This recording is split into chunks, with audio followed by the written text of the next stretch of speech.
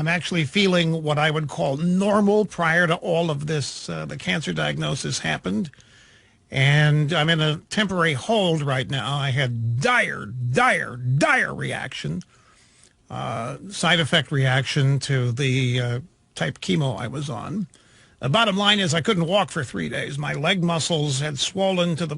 It was hideous. It was hideous. Blood clot in the left calf. Even had some eye damage in my right eye. And so had to go off the stuff, and I'm in a temporary hold right now. Steroids have been administered to undo the damage, and they're working like a champ. And so, regardless how my voice sounds, be confident here that I'm feeling better than I have in a long time. And I'm looking forward to chatting with you all on the phones. I mentioned that these are dire circumstances. This is such a... it is a narrow channel to navigate here because I have so many conflicting thoughts on this. On the one hand, there is no doubt, there is no question how serious this is. In fact, I'll tell you, I think that the medical experts are scared to death because I don't think they have a handle on it yet. For example, they told us that the number one most vulnerable group of people were people that have pre-existing conditions, lung disorders, lung issues existing, elderly, infirm. And now we see people of all ages who are healthy coming down with the disease, and some of them are dying from it. We have... other news of healthy people getting it and overcoming it. And without too much suffering, people getting better in 3 to 4 days, in some cases less. Now, to me, ladies, the most important story out there, aside from the media continues to be a gigantic obstacle to this. And I realize, too, by the way, that there are many of you listening today for the first time ever, many of you listening for the second or third time, many of you hearing me for the first time today. And it's going to be a shock to some of you. But most of you who have listened for the duration of this program for a long time are up to speed. You have the context. You understand when I say things that are incrementally added to things I said previously last week, 2 weeks ago, a month ago. So bear with me as I try to maybe be redundant, get as many people up to speed as possible. The overall belief here is that the American media is opposed to the success of Donald Trump. That's an overall umbrella under which many of my comments will be made today. There's no question about it. It's not arguable. It is on display each and every day. The American media is doing everything it can to prevent the president from looking good and from even succeeding in this. And I'll have evidence for it as the program unfolds before your very eyes and ears. Despite that, the American people are strong and resilient and are coming together, and this is going to be in our rearview mirror at some point. We are going to get past this. We're going to get through this because we always do. We have always overcome challenges like this. You can read about the 1918 Spanish flu. You can read about any of the other epidemics. Do you realize in the 1918 Spanish flu, more people died from that flu than in World War I? The president in 1918 was Woodrow Wilson. Do you realize he never shut down the government? He never used the government to address the disease at all. He never made one statement about the disease. In 1918, he focused everything on defeating Germany in World War I. Now, we were a different country then, but we overcame it. The American people came together as they are coming together to overcome this in ways that we haven't yet seen because they haven't yet been reported. But the bottom line is that nobody wants this. Nobody wants this. Everybody wants the baseball season to kick up. Everybody wants the NBA season to finish. Everybody wants to get back to normal.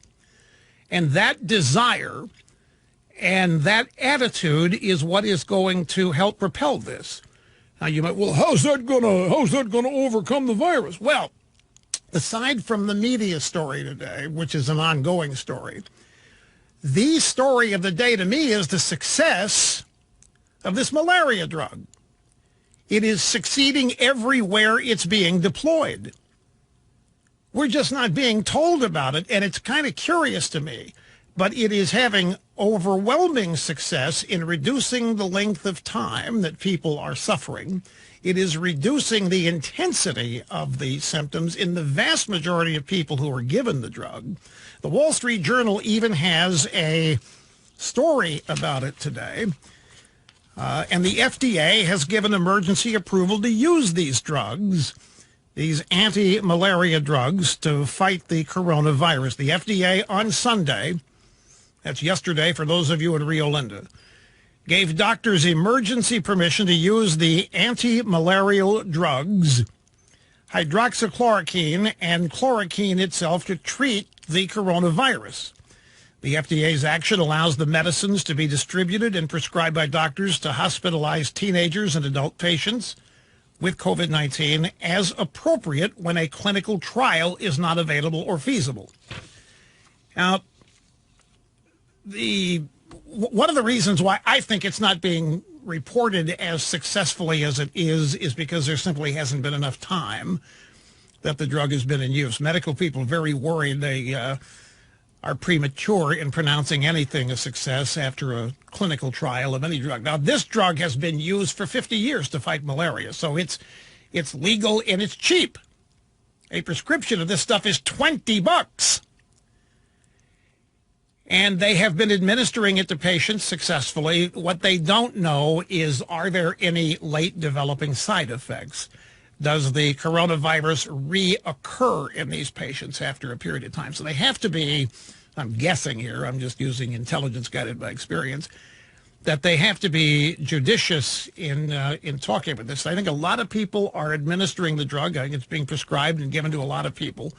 And it's, to me, it's the story. The CEO of the company, the single most important, hard-to-find story regarding the pandemic is news regarding chloroquine and the treatments. And I think they ought to be front and center. The chief executive officer of the company that manufactures the drug naturally is saying that it's the biggest hope against the coronavirus. The company is Novartis. And said that his generics unit's malaria, lupus, and arthritis drug, hydroxychloroquine, is the company's biggest hope against the coronavirus. The Swiss newspaper. The Wall Street Journal story is this. In the fight against COVID-19, though we might look forward in doom, one day we might look backward in awe. In an article last week, this is a column in the Wall Street Journal. In an article last week, I discussed a promising drug combination to treat the disease. There is now new data supporting the treatment. Since then, Kansas City area physicians, including Joe Brewer, Dan Hinthorn, and me, continue to treat many patients and have shown improvement. Major medical centers, including University of Washington and Mass General in Boston, have added hydroxychloroquine to treatment options. So here's an update, a response to some questions that have come up and suggestions based on the latest information. Now, this is the malaria drug that Donald Trump, President Trump, suggested might be helpful. And I think it's one of the reasons why in mainstream media there is not so much reporting about this. This really is hideous. I mean, you may think, Rush, come on, be serious. The media, this is too serious thing. The media would not be partisan. Oh, my friends, do not think that. The media, they've thrown everything they have at Trump, and they haven't been able to sink him, and they think this may be the best opportunity they've had. Look what's happened to the economy. It is stunning how quickly this has happened. It's stunning how 3 years of economic growth has been wiped out. And they are eager to lay this at Trump's feet. They are misreporting Trump's lackadaisical attitude about the coronavirus back in January. It's the exact opposite of the way they're reporting it. Let me give you an example of fake news just today. CBS News aired footage of an Italian hospital during a segment about New York hospitals. This was done on purpose. This was to frighten people in New York watching news coverage of the coronavirus situation in New York City. The story was broken yesterday by Gateway Pundit. CBS News painted a dire picture from New York City in their coronavirus coverage. On Wednesday, they aired footage from a New York hospital, but it actually is Sky News footage from inside an Italian hospital from Sunday, March the 22nd. Now, the implications of this are big. If people in New York think the hospitals are full, and if they think they're packed with sick people, they may decide not to go to the hospital. And this is not good. It's classic media behavior in this era. But it is undeniable that the media and the left, which is one and the same, see an opportunity here to do damage to President Trump and his reelection in November. I don't know, folks. A lot of people don't want to believe that. A lot of people think that that's a bit extreme to think this is the case. But, you know, you've seen, maybe you haven't, there have been stories about the mainstream media debating amongst itself whether or not to cover the daily briefings the president and the medical team give. The reason for that is that they don't think the president should be seen unmediated, meaning he should not have direct access to the American people because he lies and he doesn't get things right, and the media needs to fact check and correct him. So they have tried to arrange it so that he doesn't get live coverage, but Fox, of course, is, and many others are. Chris Cuomo, Fredo Cuomo on CNN last night, basically accused Trump of hoping the elderly die because of something Trump said in his press conference yesterday. So Fredo Cuomo said, yeah, the president, he's willing to sacrifice elderly people to save his economy, to save his reelection. Really? Who was it that told a woman to give her 100-year-old mother a pain pill and let her die happy? Because the American healthcare system couldn't take into account the will to live. As I recall, that was Barack Obama on ABC News during a 1-hour promotional piece for Obamacare back in 2010, 2009, forget which. Don't need the soundbite cookie. Got enough sound bites. Don't need it. Just so there is an undeniable effort here to try to damage the president. It's not going to succeed. But the problem with it is that it hurts the overall esprit de corps that the country needs right now. And, you know, folks, stop and think. If we've heard about politics ends at the water's edge, and we've heard that we can say whatever we want about our leaders, but somebody in a foreign country, hey, you can't. We'll come together to defend our president, defend our leaders, defend whatever when they're under attack from afar. If not even this can unite, dare I even mention Pelosi and the Democrats and that stupid attempt to ram madcap socialism into the bailout package, which is itself an entirely self-contained topic to discuss. But if not even this can bring the warring factions of this country together, then what the heck can? I think the American people will do it on their own. I think the American people are going to come together. I think the evidence is all over the place. You know, the president's briefing yesterday, I thought yesterday was fascinating on a number of levels. And among them was the illustration of the joint effort for the supply chain to continue and to work, the insurance companies canceling or foregoing their copays. There are a number of American industries and individuals who are doing everything they can to keep as normal a set of circumstances for people to live in as they can. The electricity has to stay on. The electricity has to stay on. The internet has to stay up and running. trash collection has to happen. All of these things, you know what's fascinating to me? One of the things, so many things are fascinating.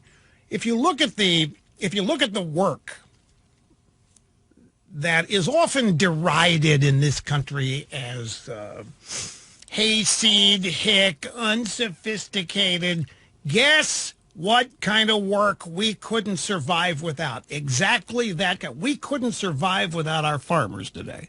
And they are routinely impugned and laughed at, made fun of because they live out in the country and because they vote Republican. We couldn't survive without our truckers and our over-the-land distribution centers.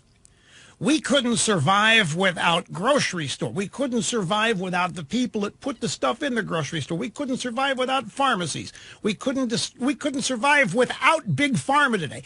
Every industry that is targeted or held out as an enemy. Hey, Siri, stop. My HomePod lit up there. It's still lit up. Got to go to a break anyway. But all of these industries that are routinely targeted as hayseed, hick, or what have you, we are seeing what really is vital. We are learning what we actually can't do without.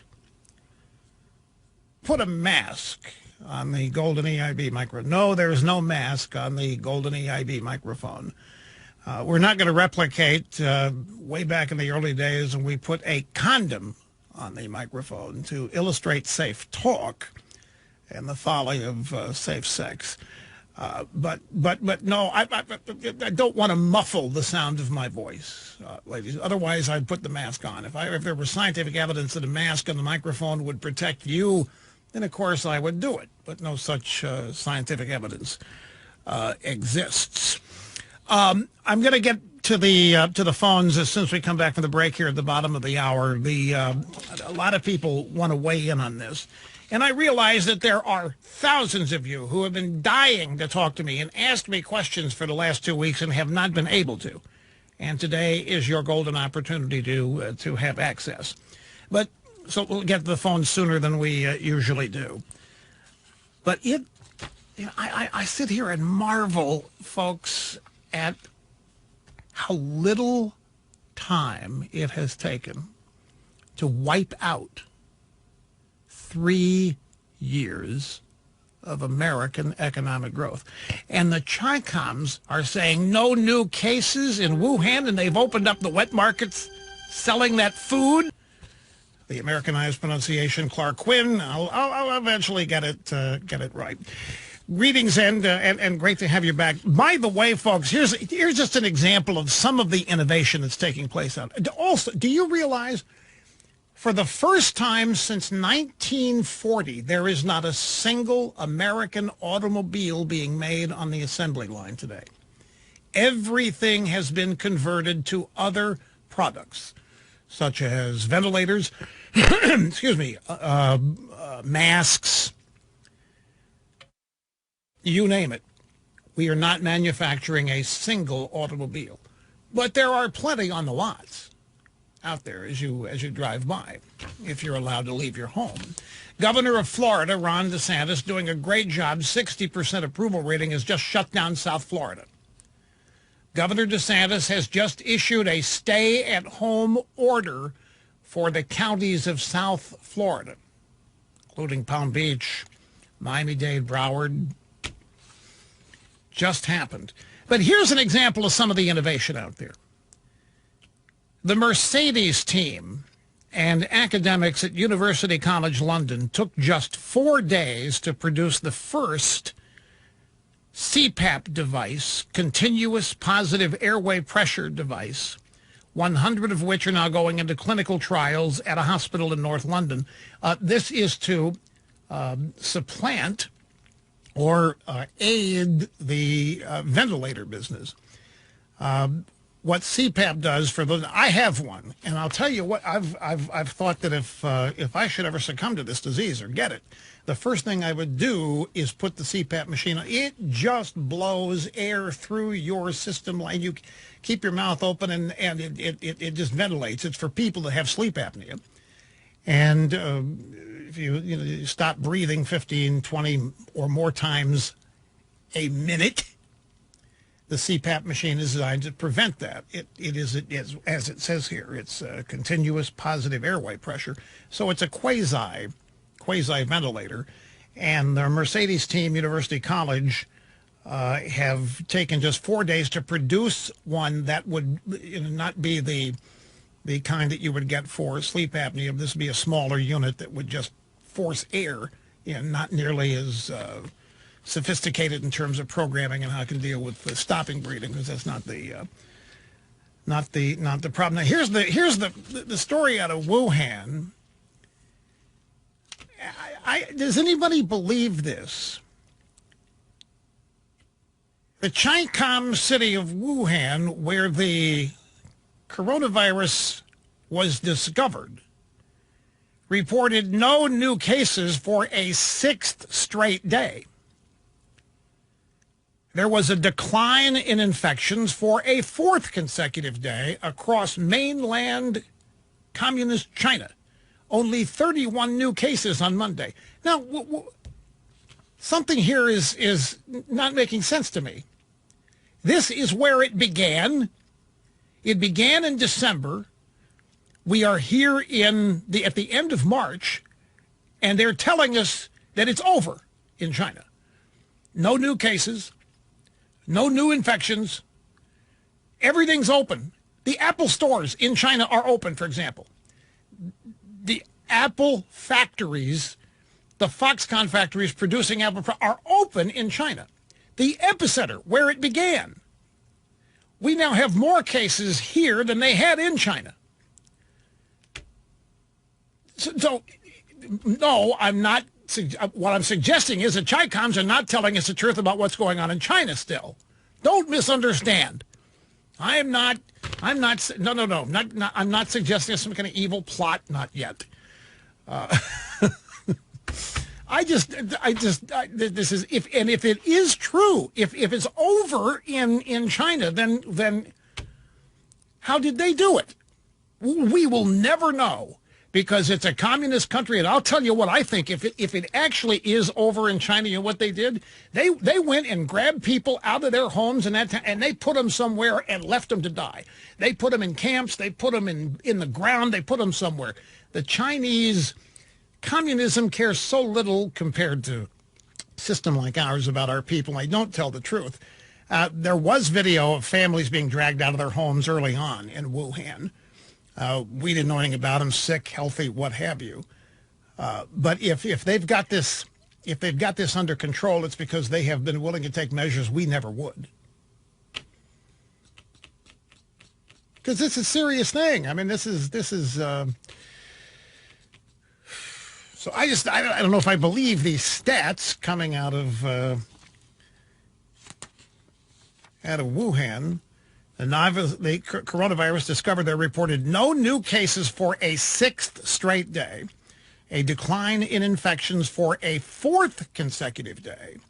Only 31 new cases reported today. COVID-19 cases surged past 724,000. The death toll topped 34,000 by early Monday, according to the Johns Hopkins data and the website. Italy has reported more than 10,700 deaths. And now we're being told that New Orleans is a new Italy. According to the drug, because they went and did Mardi Gras down there, and they did it with Fearless. Okay, to the phones as promised. We're going to start with Renee in Cincinnati. Renee, so great to have you on the program and talk to you today. How are you doing? Rush, it is so wonderful to hear your voice. You sound fantastic. Thank you. Thank you very much. I can imagine how reassuring it is. It is to me, too. It absolutely is. Hey, Rush, I just wanted to comment on, the press conferences that the doctors give. I think if they were more forthcoming, even about things they don't know, and I realize that sounds paradoxical, I think it would go a long way, because reasonable people still don't see the numbers supporting the measures that are being taken to the degree that they are. Does that make sense? Yeah, I know what you're saying. I know exactly what you're saying. Yeah, Go ahead, yes. And I think that it also has a lot to do with, I've heard a lot of criticism about our seasoned citizens not taking this as seriously as they should, and just in some areas. And my response to that is because they're not sissies. I mean, no one wants to get sick. We're all following the guidelines. We're doing what we need to do. We're all protecting our older people and our most vulnerable with underlying conditions. But, Rush, our older people have been through everything from smallpox to polio, all the things for which we're vaccinated now, but, you know, they used to kill people. They've been through the Great War, the Great Depression, Vietnam, World War II. I mean, you know, these aren't people who haven't weathered storms. And I don't think we give them enough credit for that. All right, now you brought up two different things. You brought up the seasoned citizens and whatever is being said about them, and you've also essentially what you brought up is modeling. You're upset with the doctors for these wild ass numbers here that we don't see verified in the real world. We're talking 100,000 could die, 200,000 could die, 2.2 million could die, and yet we don't see anything like that yet. And you're wondering, what do they know that they're not telling us? And if they would just tell us, then everything would be a little bit better because we wouldn't have to speculate about what they're holding back, because that creates, what do they really know? How bad is it really that they're not telling us because they're afraid of a full-on panic? Is that what your thinking basically is here? Yes, pretty much. I mean, thinking reasonable people are actually coming to the conclusion of there's got to be something we don't know. Now, why? Why are you saying that? Well, because the numbers don't support the measures being taken. They don't yet. They don't yet. That's correct. But, I mean, ironically, they win either way because, you know, I mean, I hope that I'm right and you know, this goes quicker than anticipated. All right. Well, look, let me weigh in on this very quickly. I appreciate the call. Thanks very much. The minute I hear anybody start talking about models and modeling, I blanch, and I have to fight an immediate bias against it. And the bias I have against modeling is justified because it comes from climate change.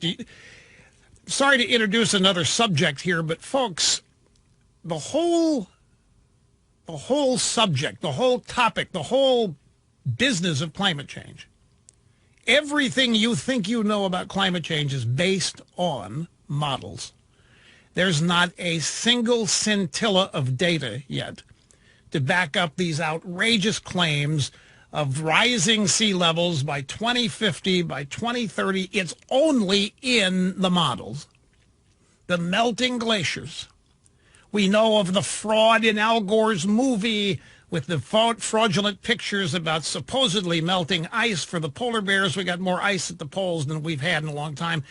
It's modeling, and so and it's political. The left has politicized everything in order to advance their political agenda. And the reason why climate change predictions are 20 years out, 30 years out, is because it isn't happening. Man-made climate change is not. Climate change is happening. The climate changes constantly. The Earth is constantly changing. The universe is never static. The debate about whether man-made climate change is the reason American-made climate change, I've never bought it for a whole host of reasons I'm not going to bore you with now. But it's all modeling data. And it's no different than garbage in and garbage out. So we have a bunch of people here in the medical community and the National Institutes of Health and so forth who are data-driven. It's their business. And they are using models to give us these numbers. Dr. Fauci on CNN this morning, I wouldn't be surprised to see 100,000 deaths. I wouldn't be surprised to see 200,000 deaths. Yesterday at the briefing, the number 2.2 million deaths was used. But it's no longer an active number.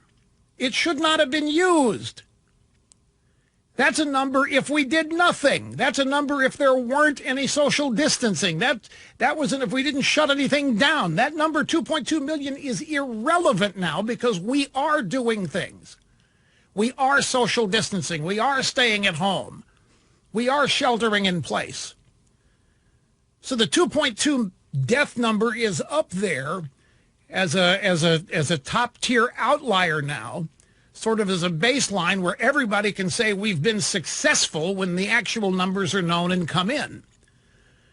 But this, I'll give you an example when we come back from the break from modeling, and I talked about it a little bit in my very limited time here on Friday.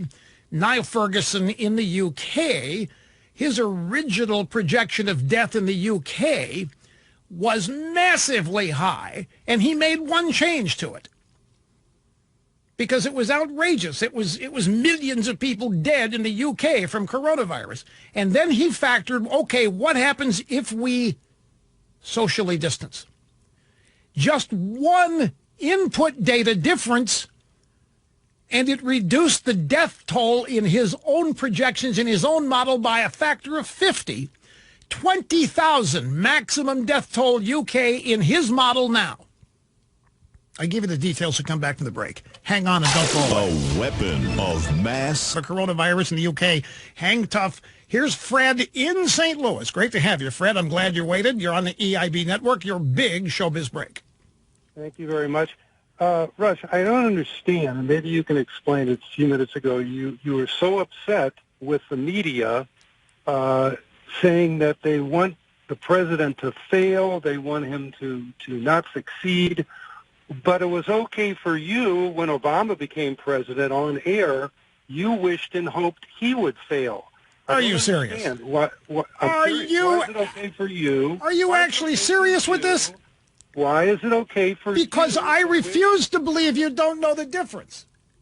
I did not want America to fail. I wanted Obama's policies to fail so that America would not be damaged. I did not want socialism to succeed. I think I've been borne out. I did not want Obama's policies to succeed. I wanted Obama's policies to fail. I made this abundantly clear. I wanted America to survive the Obama administration. Let me give you this. Let me put something in perspective for you. The media is literally hoping Donald Trump fails here. The media is literally hoping that this ends up electing Democrats to the White House and the Senate. The media is hoping that Donald Trump stumbles. They have been trying to trip Donald Trump up ever since he won the election, November 2016. And in the process of hoping Trump fails, they are the country has to fail if Trump fails. You know this as well as I do. I'm actually glad you called. Give me a chance to react to it. But let me put this in perspective for you, because I think Donald Trump ought to wear this as a badge of honor. It took a worldwide pandemic. It took a 35% plunge in the stock market. It took 6 feet of social distancing. It took quarantining. It took many small businesses closing. It took canceling practically everything to bring the USA economy back to the Obama high mark. That's the way to look at this. In 3 weeks, or however long we've been doing this, it's 3 months, we have wiped out 3 years of an economic expansion unseen in the lives of most Americans today. Most Americans alive today have not seen the economic expansion we experienced beginning in 2016, 2017.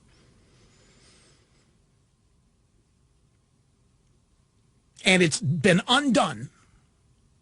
And if that economic expansion had not happened, if we had not seen that massive economic expansion and growth, and then this same virus hits, we would be on the verge of recession depression today, folks. Now, if Obama had failed, Americans would have thrived. That was my whole point. I'm a little long. We'll have a model like this guy, Niall Ferguson, created that shows 2.2 million deaths in the United States, 500,000 deaths in the UK, if you do nothing. And then you go make one change, social distancing. and it reduces your number by 50 times. That is extreme sensitivity. That means that the people that run these models can have them say whatever they want to say down the road, and they are experts because they are scientists. They will be able to prove anything based on their modeling assumptions if they can change them willy-nilly to get a 50 times reduction, or in some case 50 times worst case scenario. We're going to be prisoners to these models because these people are going to be the experts and they can now tinker with them however they want. This guy's admitting that the input data was random and subjective. He creates a model that shows 2.2 million dead in America, 500,000 dead in the UK. The media runs with it. The number's out there. You can't take it back. He makes one adjustment to it. What if he put another adjustment? What if he adds shutting down the country for a month? What if that reduces the number of deaths down to 10,000? Well, why didn't he? He just put in one little change here. Now, people use models for economic forecasts, and they are experts, and we are treated to the data in weekly economic news reported by the drive-by me. You would not believe how much of the news on economics and weather and climate is based on modeling, projections, not actual real data. For example, in the climate change world, there isn't any evidence yet that any of the projections in the models has yet come true. Now, you're going to have people tell you that Rush Limbaugh is full of it saying that, but temperatures are not rising through the roof. Sea levels are not rising. We're not losing it. None of what they're projected, the polar bear population, all of the things they've used to scare you and your kids, none of it has yet come true. And they've been predicting this stuff since the 1980s, folks. And they keep revising their projections with their models for another 20 years out, another 30 years out. They have gotten control of the economic agenda. They've gotten control of the manufacturing of automobiles.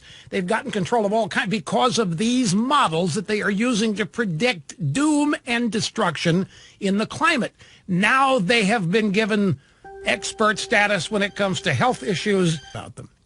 The doomsayers always win. Do you realize this? The doomsayers always win in a psychological sense. What do you mean, Rush? Well, let me explain it to you. I'm glad you asked.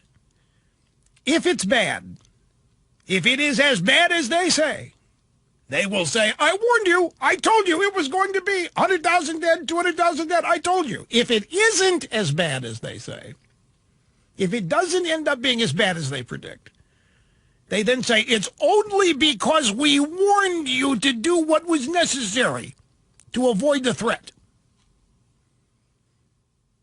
They are never wrong. The doomsayers are never wrong. They always win. They've got an answer for everything. The realists, like me, I'm the mayor of Realville. I am Mr. Literal.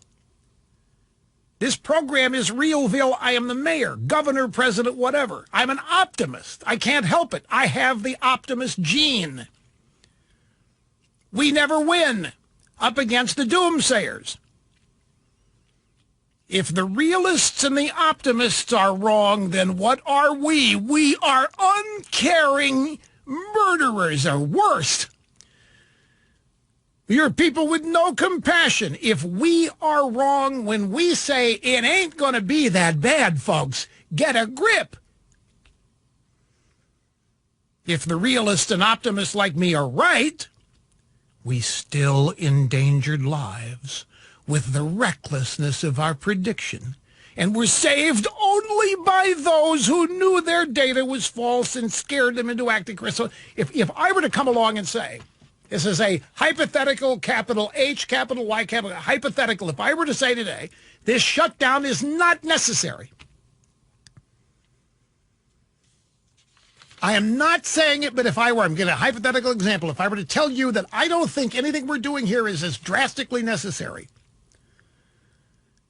if that turned out to be right, the doomsayers would still say that I was reckless and that I endangered lives and that lives were saved only by the doomsayers who warned everybody not to listen to the optimists.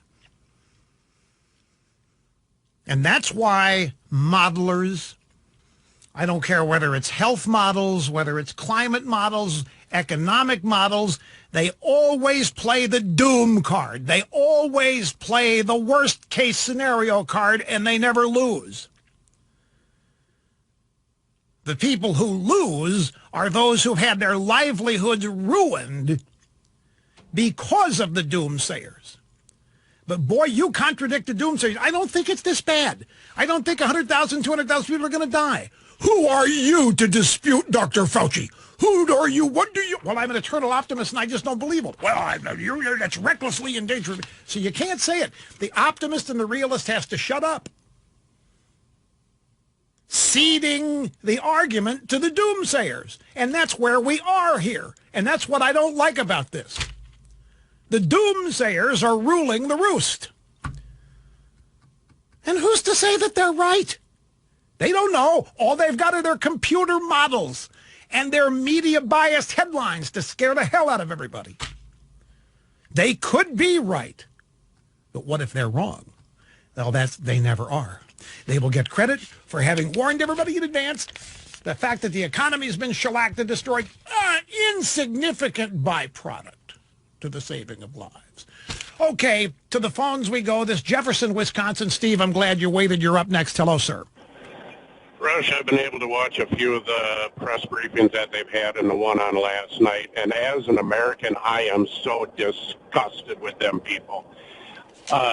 They don't care to learn anything that's going on with this disease or anything. They don't want to listen to the doctors. All they want to do is sit there and hopefully try to get President Trump on some kind of a gotcha. That's all they're in there for, and it was just absolutely disgusting listening and watching them people. This president is managing every aspect of our lives, of this country.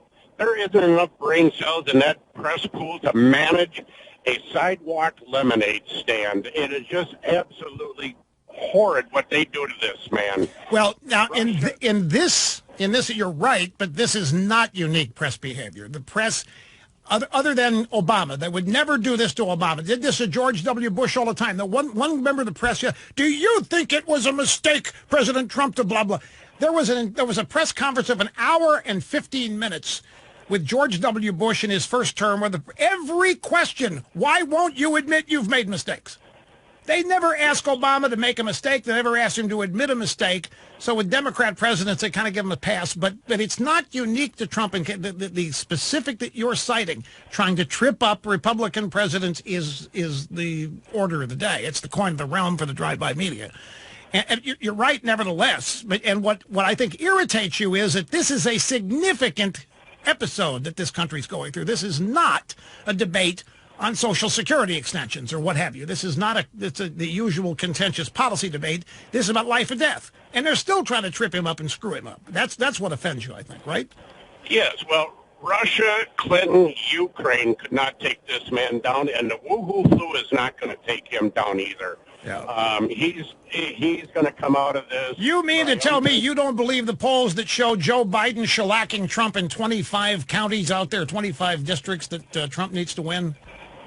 Joe who? We'll get into, by the way, these polls. That's another example of how the media is just laughably hopeful here.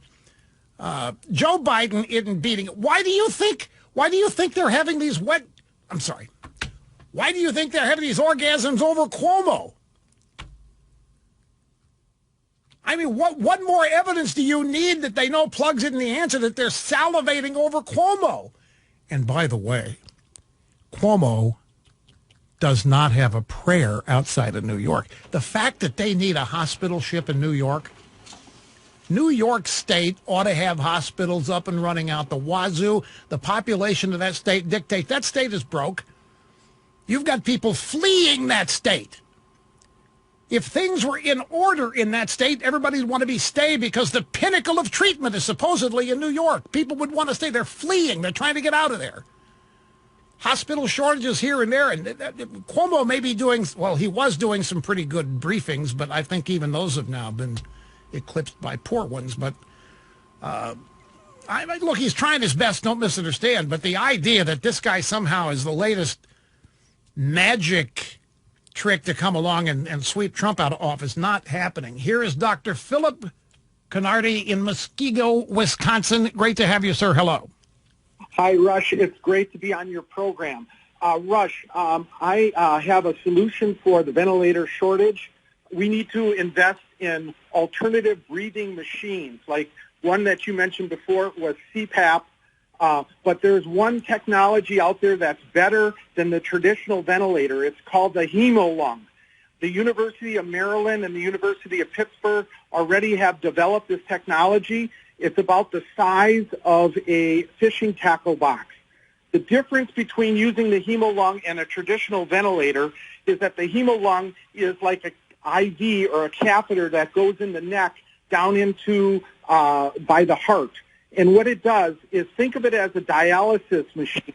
It takes out CO2 and puts oxygen in the blood, and it can totally take over the lung function.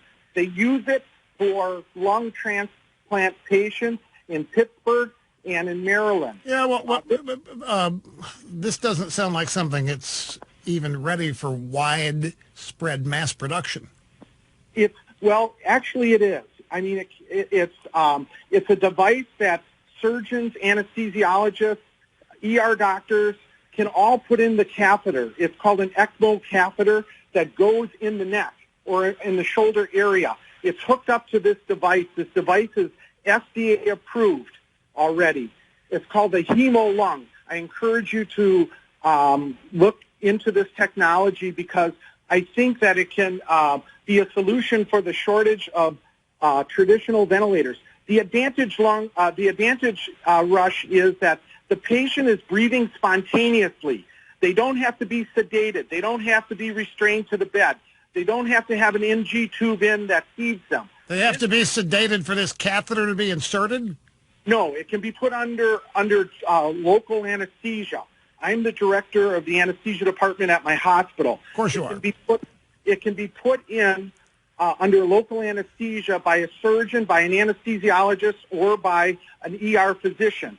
Then it's hooked into this machine. The machine basically has three components. It has an oxygen tank. It has a filter that converts deoxygenated blood to oxygenated blood, and a pump. The machine is basically a pump. It's portable. So these patients can be ambulatory. They can walk around. They can eat. They do not need to be sedated. They do not need to be restrained. It frees up a lot of medical personnel, and this technology has been out there since. Well, I have to tell you, it sounds fascinating. Here's my problem. My problem is, and please don't take this personally, but I can't verify right now who you say you are and what you're talking about. Now, we can look into it, and I don't mean to be insulting here, but I also have a responsibility. This is why I don't preach. It's why I don't pretend to be a doctor on this program and talk about the latest, greatest things. Even those things being done to me, I do not talk about them in terms of having mass application. You know, I'm undergoing cancer treatment now, and I recognize some of the things you're saying here regarding catheters and lungs and so forth and so on. And I have no doubt that you're deadly serious, but I have a responsibility here to not get hopes up and to have misinformation spread.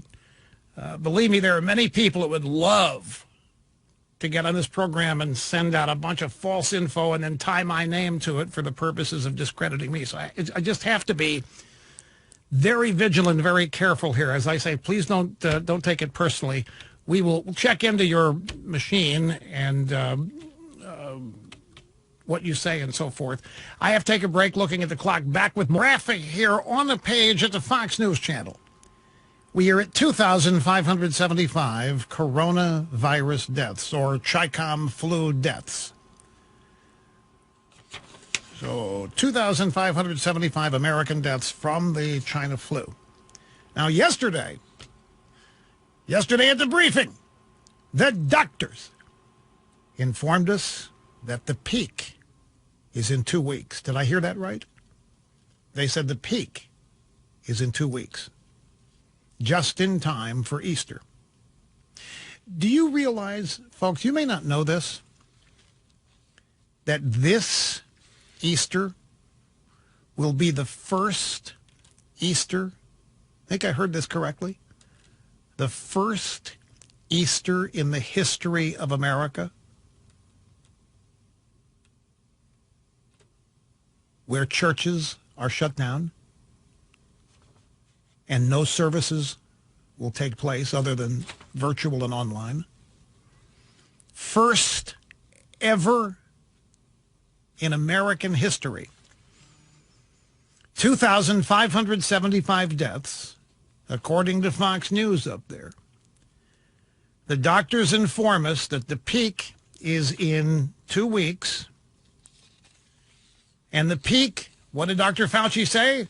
100,000 deaths. 200,000 deaths. Did he mean in 2 weeks? Or did he mean in total when this has run its course? Does anybody think we're going to go from 2,575 deaths on March 30th to 100,000 deaths on Easter Sunday? So what, well, I mean, maybe you could put the data into a model and have it say that, but that sounds a little excessive. So what did he mean by peak? When is the peak? He said peak's in 2 weeks. He said could be 200,000 deaths. He said 100,000 could be 200,000. Depends on how well we mitigate. Mitigate means social distance, shutdown, quarantine, shelter in place, all that. Here's Robert in Hartford, Connecticut. Greetings, sir. Great to have you with us on the EIB network. Hello. Greetings, Rush. How you doing? Good, sir. Thank you. Hey, I'm a Hispanic American. I've been listening to you since I was 17 years old. I'm 42, and it's truly a pleasure to speak with you. Thank you, sir, very much. I appreciate that. I'm going to try to be brief. I work for Hartford Hospital in Connecticut, and I heard a lady earlier say that the numbers don't add up. I believe our president has made drastic requests for changes throughout the country, and I truly believe that these requests have been followed through by many of Americans. And I also believe, even here in the hospital, we've sent over hundreds of people to work from home. These numbers, or whatever they're expecting to happen, or what might happen, we don't know what's going to happen. All we can do is hope for the best and prepare for the worst. Our government's doing everything within their power without destroying the economy. There's a balance that has to be kept with our president in this country. Why?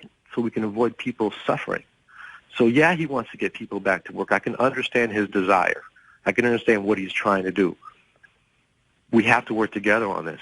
There's no time for fighting between what do you want, what do you need, we should get this, we should get that. No, we know what we need, provide what we need so we can take care of our patients. And we can move forward. We don't know what's going to happen. We don't. We're just praying for the best. Thank you for your time, Rush. You bet. You bet. Well said. That's Robert in Hartford, long-time Hispanic devotee of the EIB network, self-confessed.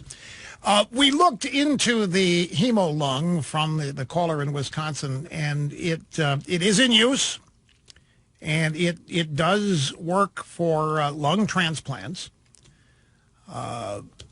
So I promised you I'd look into it, and I didn't doubt the guy. I could tell he's a legitimate doctor and so forth. I just have to be real careful here, folks.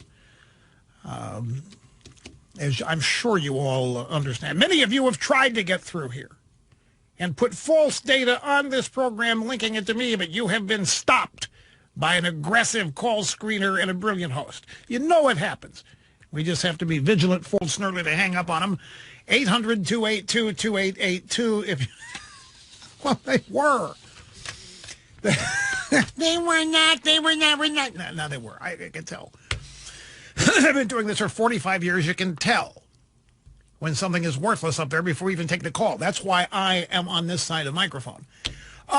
Folks, I mentioned to you at the beginning of the program that the media remains an obstacle here, and they do. And we could do 3 hours every day on it. And I don't intend to do that, but I do want to have a little bit ongoing illustration of what I mean rather than just say so. Now, last Friday, on the 27th of March, around 5:30 p.m., ABC News tweeted the following: 51% of Americans approve of President Trump's handling of the coronavirus outbreak, 45% disapprove, and ABC News Washington Post poll finds. Okay, so that was last Friday. It's a little tweet. Somebody at ABC realized we can't let that be the defining lead story of our poll.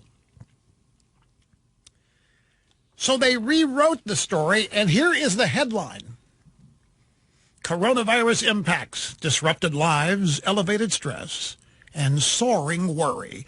Poll. Many report stress, worry over the virus. 77% have experienced disruption. Not a word about Trump's approval number. And that's what the story is. The story is their poll.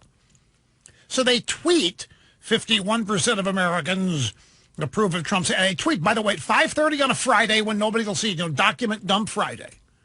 So they get it out there. Then they rewrite the story. And we find out that the polling data is adults. It's not registered voters. It's not likely voters. It's just adults. It's the least informative sample you could report on.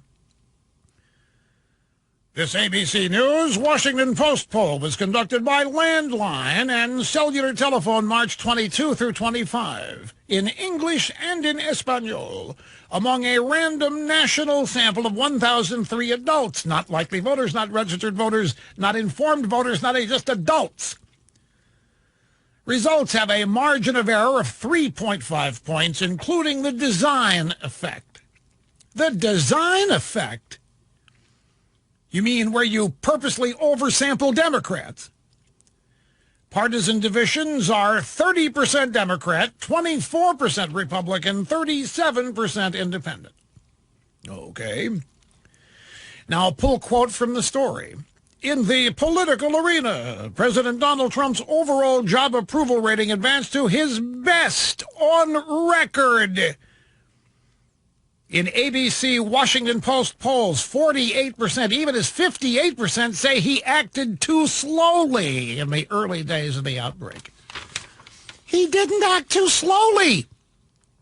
He acted timely. He started banning flights from China. It was the Democrats that called him a racist and a xenophobe and told him he can't do it, and they fought him on the shutdowns. They fought him on closing the borders. It was the Democrats urging people to go to their parades in New York. It was Democrats urging people to go to their parties. It was Democrats. We've got the audio. It was Democrats telling people there's nothing to see here. It's not a big deal. Go ahead and go to your parade. Hispanic parade, whatever the parades were. Elected Democrats in New York City and the state were advocating people pay no attention to the early warning signs. Trump was the only guy who did, and they called him a racist for it.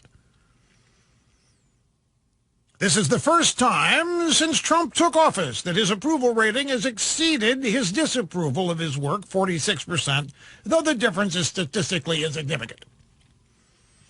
51% approve specifically of Trump's handling of the outbreak, 45% don't, and that's the call to arms for the drive-by media. 51% approving Trump on anything is DEFCON 5 for the drive-by media. 51% job approval, 51% approve of the way he's handling a coronavirus, 51% approval of the way he's handling the economy, DEFCON 5 for the drive-by media. Got to get that number down. Here's CNN, Chris Cillizza. Here's an indisputable fact. President Trump is as popular today as he has been since his first day in office. It's actually a Gallup poll being reported by CNN, very snarky.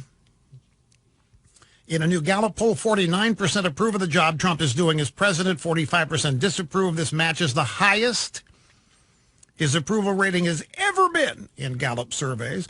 A Monmouth University poll released on Monday showed Trump at 46% approval. Again, the best he's done in that poll in more than 3 years. What accounts for Trump's rise? Very simple, his response to the coronavirus. And we can't have that. In the Gallup poll, 60% of the American people approve of the job Trump is doing in handling the crisis, while 38% disapprove of how he has been behaving. 6 in 10 independents approve of how Trump has done on the coronavirus, as do more than 1 in 4 Democrats. In the Monmouth poll, 50% say Trump has done a good job with the coronavirus. 45% say he has done a bad job. And then CNN says, on one level, this isn't terribly surprising. Polling consistently shows a rallying effect around the president when major crises face the country. And they go on to talk about September 11th, but it doesn't mean that they can't try to do something about it. Donald Trump has moved heaven and earth to solve problems. Problems of individual Americans, cities, states, federal agencies. You ask, he answers. And then there's the Democrats. Trump has risen to the occasion. Mike Pence has risen to the occasion. Have Pelosi and Schumer risen to the occasion, or have they sunk to new lows? They have sunk to new lows, trying to hold the American people hostage while robbing the Treasury on behalf of left-wing interest groups. Are you kidding me? NPR and the Kennedy Center? Give the money back. The contrast could not be more stark. Americans are suffering. The Democrats are trying to profit politically and even financially off the despair. As we know, when left-wing interest groups get money from Congress, they donate it right back to Democrats. It's a money laundering scheme. That's what Planned Parenthood is. It's what union donations are. Glorified money laundering. What do you mean by that, Mr.? Well, okay, let me illustrate it for you. For those of you who are new to the program, the Democrat Party, up until today, couldn't just walk to the Treasury and write itself a check, a campaign donation. It couldn't do that. So what's the next best thing? You come up with a stimulus plan that bestows billions of federal dollars on who? Your constituents, unions, Planned Parenthood. Take your pick. What do they do with the federal money they've gotten? They turn around and donate a portion of it back to the Democrat Party, to individual Democrats, to the DNC. So you take government money, you put it out to people in a stimulus, you wash it, you launder it, and then it comes back. Not all of it, of course. But a hefty amount comes back to the DNC, the Democrat Party, as a result of money donated to the Kennedy Center, to NPR, the Planned Parenthood group, their related pro-abortion industry people, and, of course, the big unions all over the place. And that's the way the money laundering scheme works. And that's what Pelosi and Schumer were making sure happened when this stimulus package was devised and debated. The Democrats are living in panic right now because, look, folks, common sense is that the American people are not going to change horses in the middle of a crisis stream like this. It's statistically borne out that presidential elections in periods of time like this, wartime, you don't throw out the incumbent. But Rush, what if millions are dying, and what if nothing that's working seems to be working, and what if nothing tried working, so Trump will be, well, yeah, you go down the road, and if something like that were to happen, but the Democrats still have to have an alternative. And they don't like their alternative. They don't like Biden. The very fact they're salivating over Andrew Cuomo is proof positive they know plugs isn't the answer. Folks, they don't have anything. They don't have anybody And Cuomo can't run. Their own rules say that, oh, wait, slap me. Democrats and rules. They'll change the rules in midstream if they have to. But Cuomo, if Cuomo became the nominee, that would once again put the spotlight on Cuomo's actual job as a governor prior to all this, and it's not going to look good. He's not their answer. He may be perfectly placed where he is now, and you may not want to Peter Principle the guy. He may be perfectly placed where he's a governor of New York and giving motivational speeches to the National Guard and things. But in terms of a viable alternative candidate, the Democrat, I mean, it's been pathetic. Whoever is putting Joe Biden out, Biden, they built a TV studio for him in his rec room. And then they sent plugs down to the rec room to brag about how it only took 4 days to put this thing together and how it's technologically, it was sad. He couldn't stay on topic. Whoever is putting him out there, every family has had somebody go through in their life what Joe Biden's going through, and they can relate to it. And it's the one thing you would never do with your family member going through what Biden's going through is elect them president. You wouldn't even want them nominated. And yet somebody in the Democrat Party is putting him out there. And you know why they're doing it is because Plugs is seen to be like Bob Dole was in 96. He's going to do the least damage down ballot. It's acknowledged that he's going to lose the presidential election. But he may help hold on to, say, the African-American vote for the Democrats down ballot, or the Hispanic vote for the Democrats down ballot. And that's it. They've just, but man, if there are debates, I don't care if they're virtual debates. Trump could easily say, I'm not going to debate the poor guy. I'm not going to sit here and participate in the public humiliation of Joe Biden. I am not going to help the Democrat Party ruin this man's reputation.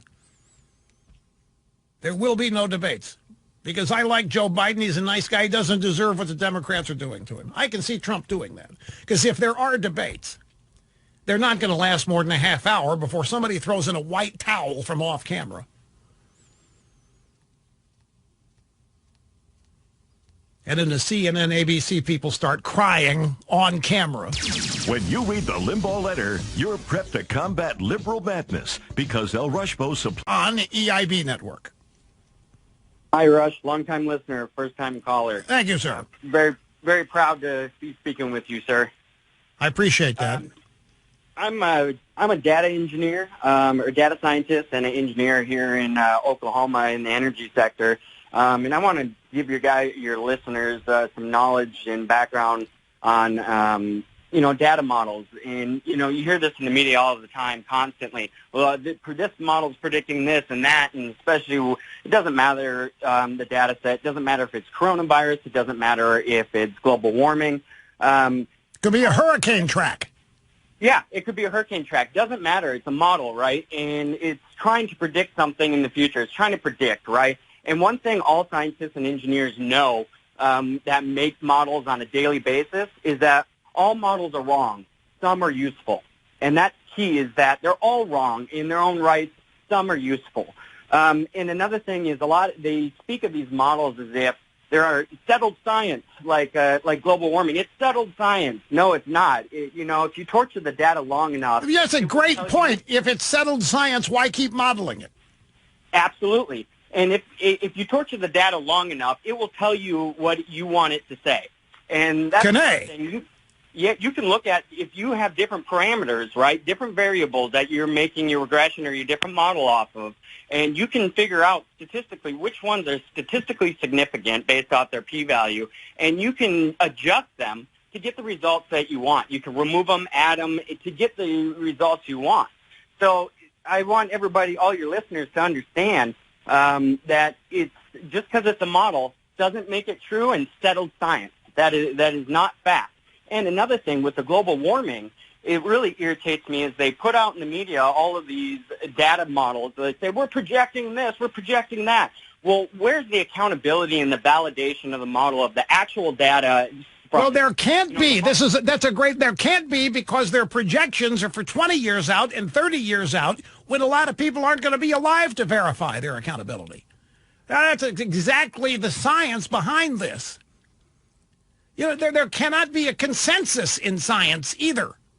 A consensus of science, it's not possible. Science is not about consensus. It's not about a vote. It's not about who agrees with who. It's about the empirical data. And a computer model is not empirical data. I'm glad you called, Michael. I appreciate it. Thank you very much. Hey, ladies and gentlemen, a lot of us are spending more time at home right now. That kind of goes without saying. It's mandated in many places. It's required. It's common sense. Bottom line is that more and more people are spending a lot of time at home. And you know what? I have something I want to say about that.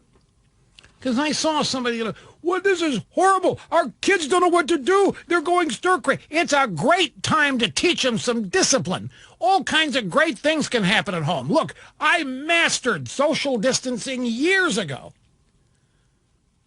The governor of Florida has put out this edict. People must stay at home through the middle of whatever it is, May. I've already mastered that. I love home. At any rate, many people are at home right now. And you've got time. I got a note from Professor Hazlett. Professor Hazlett has cleaned out his garage. He feels a sense of achievement and accomplishment, something he would have never done without this. A lot of people are able to take on a project that otherwise would go wanting. You could do that. You could find every old family video, family film, all those great pictures, family get-togethers from long ago that you've had stored for years and years and years and never seen them because the formats are not viable. You don't have Betamax anymore. You don't have VHS. So assemble all that stuff and get it digitally transferred by Legacy Box. Our friends at Legacy Box are ready to help you get this done. They're offering you 50% off the normal price of their service today. Legacy Box has the high-speed gear you need to digitally transfer all that old stuff onto DVD or thumb drive, and they get it back to you in a couple of weeks. What you do, you order the Legacy Box, they send it to you. It's protected so that no damage occurs to your stuff while you're sending it to them. They digitally transfer it. They keep you advised of the process. 2 weeks later, they send it back to you. DVD, thumb drive, iCloud download, however you want it. And then you've got it, and you can duplicate it, you can edit it, you can copy it, give it away to others, share it to other members of the family. This is how you bring back to life all the old stuff that's been collecting, and you haven't seen it in years. Start the process today. Order one of the specially made Legacy Boxes that you will use to ship all of that stuff to Legacy Box in Tennessee. And again, in 2 weeks, you get it all back. All those tapes and all the films, Super 8, High 8, Super whatever, the 16 millimeter, whatever you've got, VHS, Betamax, they'll transfer it. You'll get the originals back and the digital DVD thumb drive, 50% off at legacybox.com/rush. Can't do this yourself. 50% off legacybox.com/rush.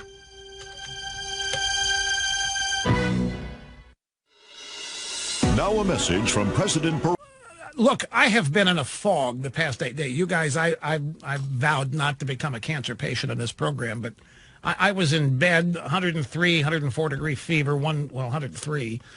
I couldn't walk. I was in some of the most excruciating pain I have ever been in. And I didn't pick up a computer or do anything for, I don't even know how many days, but I have a vague memory of something Tiger King with some local weed-looking guy sitting next to a tiger is the picture I have in my mind. I don't know anything about the show other than it's supposedly the most popular show in America. I've been watching Ozark because I'm from Missouri. So I've been watching Ozark on Netflix. So I said somebody, well, isn't this about some guy that's got pet tigers and runs around with them? And yeah, but there are murders. It's really, really cool. I said, murders? Okay, so no, the short answer is I've not seen it. Am I missing anything? I am missing, so I should watch.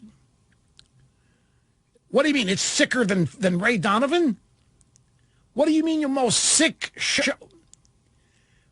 Well, okay, you can't just tell me that. See, this is why you guys are not hosts of I am. They're sitting. It's just twisted. If I were to say this, If I were to describe any show on TV as twisted, the audience would, what do you mean? And I would have to give some kind of detail. What do you mean twisted? Does something odd happen to the... Now, wait a second. Does something mad happen to the Tigers? Does this guy do something to the Tiger? Something... Okay, Tiger King, Netflix. All right. So as soon as I finish Ozark, I think I got 3 episodes to go. Then I'll tune in and watch Tiger King. All right. Well, I'll tell you what I think of Tiger King. Is it the first season? How many episodes are there?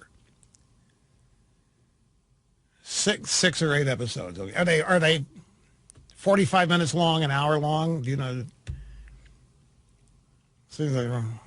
Well, now, you guys are sounding like it's an ordeal to watch this, and yet you're telling me that I have to. A train wreck. I think I've seen all kinds of train wrecks. This all right. I'm told this tops them all. All right. Well, then fine. I'll check Tiger King. Is there anything about coronavirus in it? Nothing about it. So it was filmed before the coronavirus. So the tiger doesn't get the coronavirus. Something like this. I'm like, okay. Here's Jerry in Atlanta. Welcome to the EIB Network, sir. Great to have you with us. Hi. Hey, Roger. It is great to hear your voice. Thank you, sir, very much. You bet. Hey, quick comment and then question for you. Hey, the essence of numbers and math, it's not to make simple things complicated, but it's more to make complicated things simple. And all these numbers and statistics that we keep seeing and thrown at us, without a perspective or context, they're useless. And so my question to you would be, how come Dr. Fauci and Dr. Birx aren't using these numbers and statistics they have and putting them more in context or perspective each day for the American people to better understand? You know, I don't. I would have to speculate on doctors Fauci and Birx. I know they're data slaves. They live and breathe and die by it, and I know that they're into their models and all that, and I know that by trade they have to be doomsayers. At the end of the day, they have to be doomsayers. They have to warn of the worst. Now, whether they enjoy that or not, I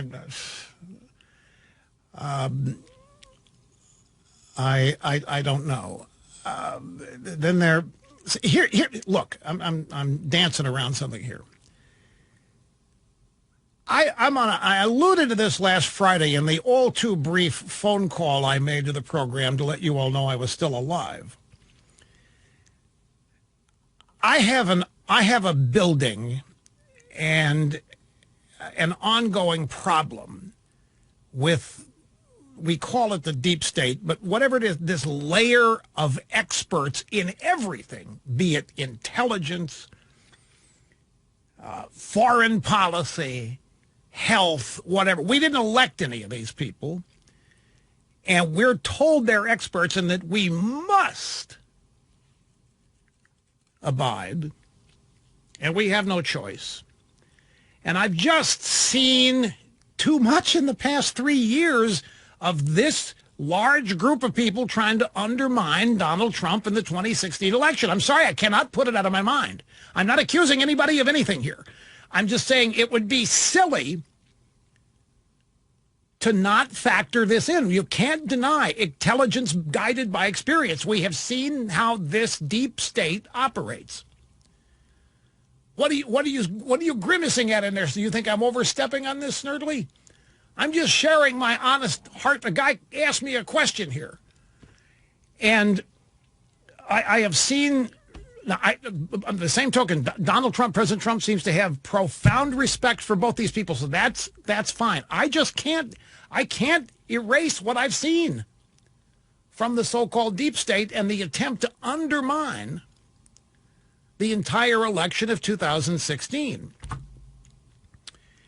And I know that we elected Donald Trump to fix stuff like this. We didn't elect these people that we don't know, who weren't not on a ballot, who have not campaigned to us, and about whom we don't know much, other than their stated and proclaimed level of expertise in their field of expertise. In this case, infectious diseases, and overall American health. So this is a danger of hosting a show and being honest. The guy calls you, asks you what you think about something, and bammo. So he says, well, where do these numbers come from? These numbers we have no perspective, no context to these numbers. And I don't know what he means. We have a press conference yesterday, and we're told 100,000, maybe 200,000 people could die. Oh, no, 2.2 million people could die if we don't mitigate. But we did mitigate. Why did they put that number out there yesterday? The president did too. Why'd they do it? It's unnecessary. The number's not relevant anymore. Nobody is saying 2.2 million. But it's out there now as a high water mark. So it's going to be used to show how successful the efforts have been. But, so we're told 100,000 could die, 200,000 could die, the peak in 2 weeks. But he doesn't mean the peak death in 2 weeks. He means total run time. We're at 2,828 deaths right now, according to a little box up there on the Fox News channel. So that means we have 80,000 deaths to go, 180,000 deaths to go before this runs its course. And the callers, based on what? The CDC, if you go to the CDC, you will see the CDC is reporting a decline in deaths. I just saw the chart, but then the CDC says you can't use this yet because there's a lag time here and the data is not, well then why are you putting anything out if you don't have all the data yet? But you could plot a chart using CDC data today which shows you the deaths are going down, but nobody believes that. What if it happens to be true? Now, that's why the caller's asking, where is the context? Where's the perspective on these numbers? Now we've got Governor Cuomo. Grab audio soundbite number 30. Governor Cuomo is out saying it's what's happening in New York is going to happen everywhere. How does he know this? Now, see, he can say this because he's governor, and nobody's going to say that's irresponsible. But if some guy on the radio starts questioning all these numbers out there and saying, wait a minute, why this, why that? Well, this is irresponsible. Here's Governor Cuomo this afternoon in New York City. This is a press conference. It's a daily briefing, and this is a portion of it. Anyone who says this situation is a New York City only situation is in a state of denial. You see this virus move across the state. You see the virus move across this nation. There is no American who is immune to this virus. I don't care if you live in Kansas. I don't care if you live in Texas. There is no American that is immune. What is happening to New York is not an anomaly. There's nothing about it, a New Yorker's immune system that is any different than any other American's immune system. So in many ways, New York is just a canary in the coal mine. What you see us going through here, you will see happening all across this country. Okay, well, the gauntlet's kind of been thrown down there. Now, one thing New York has that not a lot of other places have is the population density. So even before we began the social distancing, there wasn't a whole lot of that going on in New York. There's a lot of close, cramped quarter contact. How many flight attendants live in your average 800-square-foot studio? 12? How many are there at any one time? By the way, if the airlines keep shutting down like this, CNN's going to have absolutely no audience whatsoever. It's one of these 8.5 billionaire. DreamWorks, Geffen Music, big time, sold his house to Jeff Bezos out there for $165 million, whatever. He Instagrammed a photo of this yacht of his at sunset in the Caribbean, in the Grenadine Islands. And he captioned it by saying, peacefully escaping the virus on the calm seas of the Caribbean and the Grenadines. And the reaction to it was so bad, he had to take down his account and cancel the account because people thought it was insensitive and bad. But wouldn't you rather be there than where you are? But then I got to would a rich Republican ever do that? Would a rich Republican ever send a photo of where he was on his $600 million yacht, basically saying, look where I am and you aren't? And there's not a rich Republican in the world who would do it. That was fascinating. Cyber criminals, they're all over the place. And by the way, don't believe that maybe analog street crime is down because nothing's open.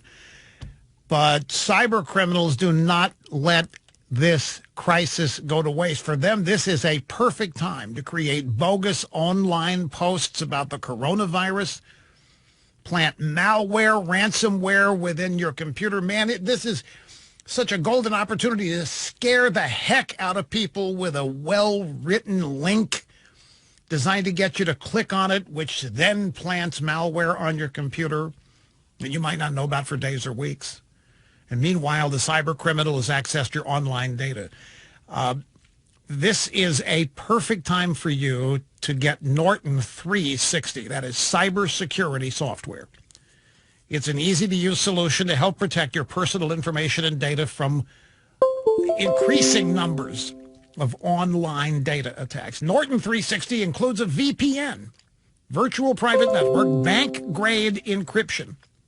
It blocks hackers from even seeing that you are connected. They can't even see your connection, so they can't hack it. There's a smart firewall to block suspicious online traffic and a safe cam to block PC webcam takeovers. Use Norton 360 to protect your devices. You can download the software just one time to activate it, and you do that at norton.com/rush. That's norton.com/rush.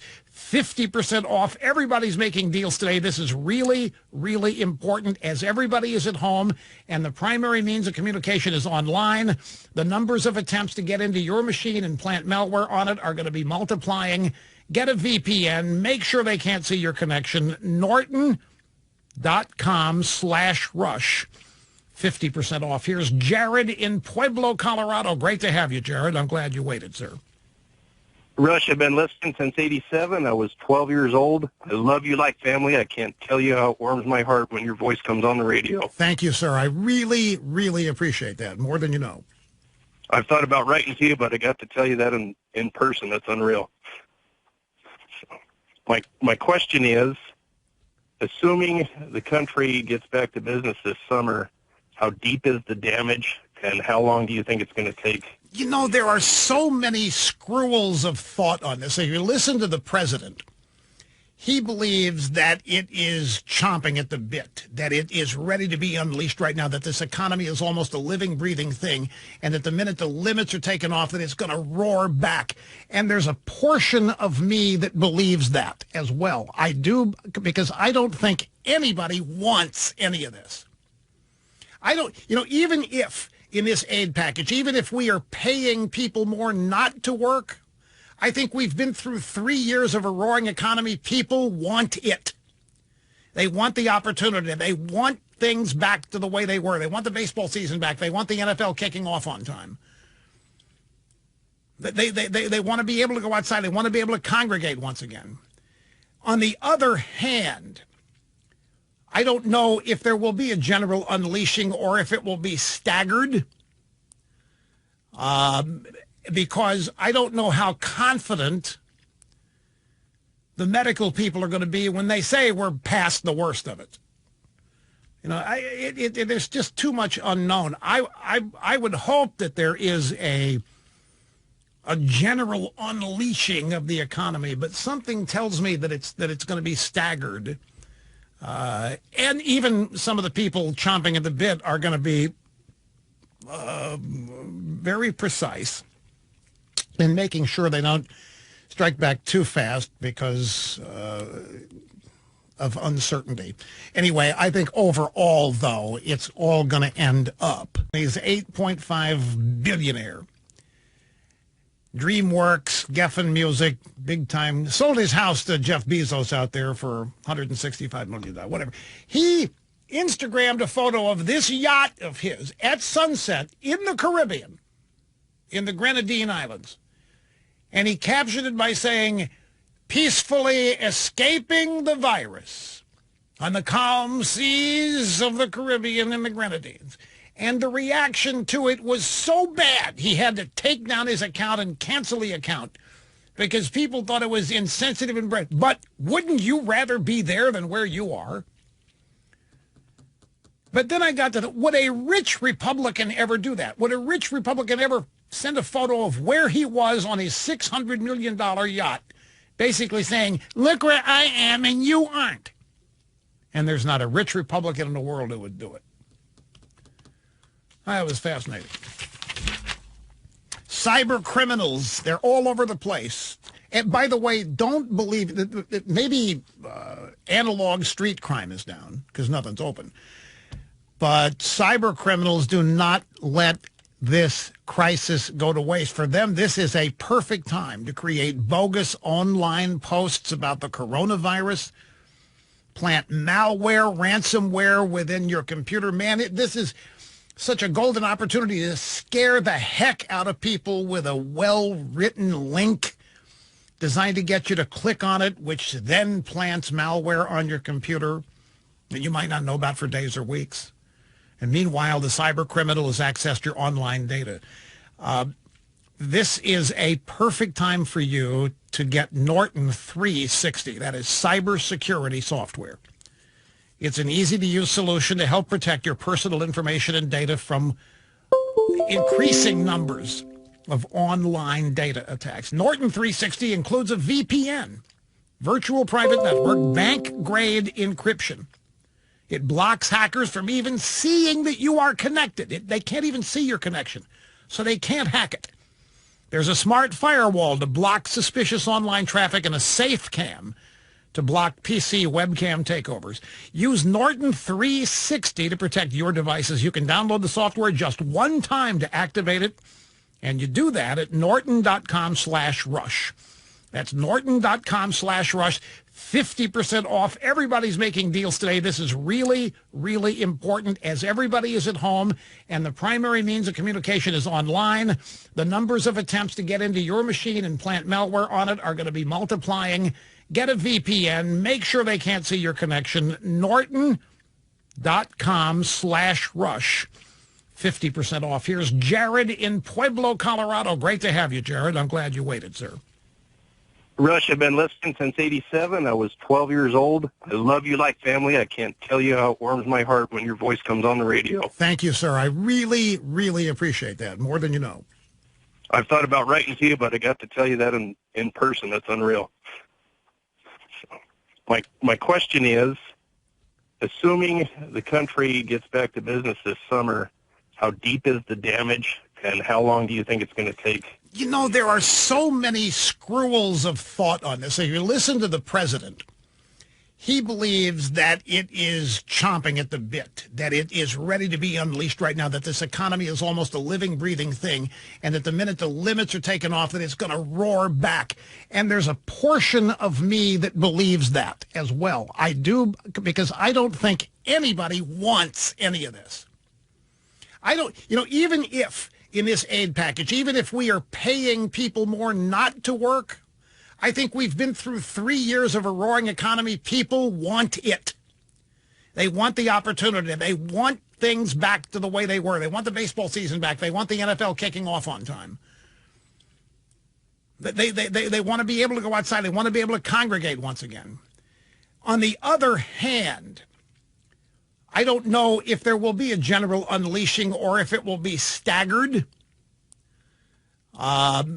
because I don't know how confident the medical people are going to be when they say we're past the worst of it.